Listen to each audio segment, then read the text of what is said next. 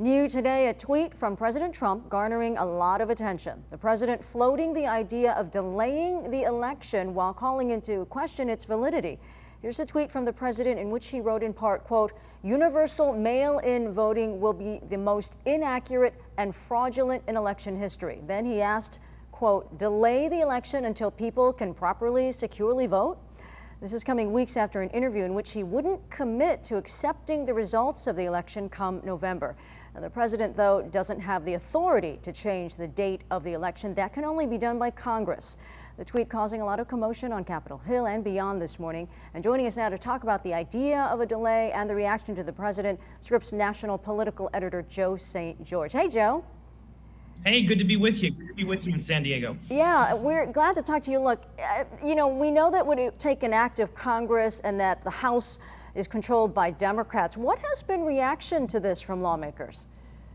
Well, look, on both sides of the aisle, and I'm glad you said it at the top of the report there, we should be very clear. The president of the United States cannot change the election. The election will go forward in November. But what the president can do is create a distraction instead of talking about bad polling numbers or about a failing stimulus negotiation in Congress.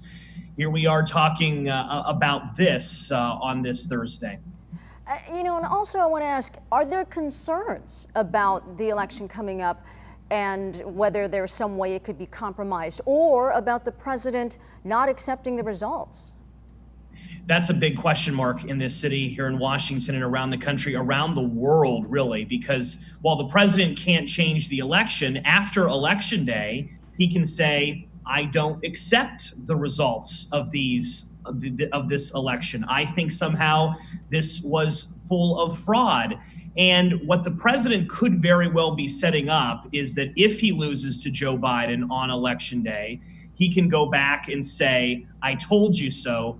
I didn't really lose. I lost because of all of these mail-in ballot concerns." So the president can certainly attempt to delegitimize the election among his supporters. And let's face it, he has a solid 35% of the country who is behind him, and that is enough to certainly raise into question our democracy. And Joe, what are you hearing around Capitol Hill among lawmakers? Are any of them echoing the president's concerns about universal mail-in balloting? No. Look, I think the first thing we should say is Mitch McConnell again said this morning that the election will go on in November. This country has voted among crises in the past. They voted in 2008 during the Great Recession.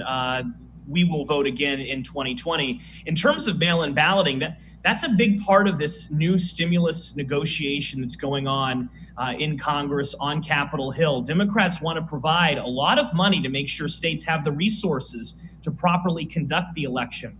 There's concern over the U.S. Postal Service and whether they have enough resources to process all of these in ballots. And it's going to be interesting, Virginia. I think that states like Colorado, I was a political reporter in Colorado for 5 years, they have figured out mail-in ballots, but it took them several election cycles. Can other states figure it out with 95 days to go before Election Day?